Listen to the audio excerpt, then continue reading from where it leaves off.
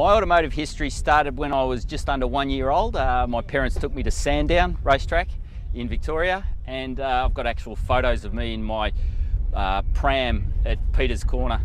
That's where it first started, and I've been going ever since to motor racing, and I'm a big Ford fan. So the love of Ford, because my father had a XW Falcon and as a company car, and growing up in that. My first car was a Ford Escort, 1978 Rally Pack, two-door, hamburger with the light, all the stripes on it.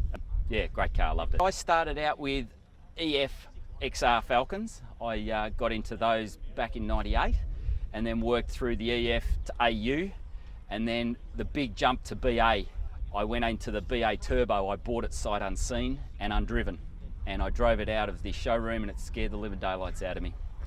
I've still got that car from 2003 when I got it. It was one of the first builds. And then I always wanted to have the last Falcon ever built, and it's finally happened.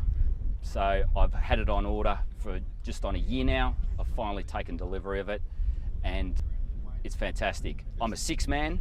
I've always had XR6s, and the XR6 Turbo is pretty quick.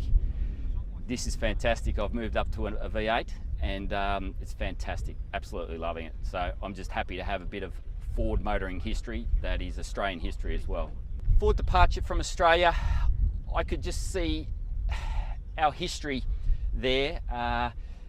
Big history with the motoring industry within the world. Our engineers are fantastic and do a lot of work worldwide, not only for Australia, and that'll still get done, but it's also the jobs.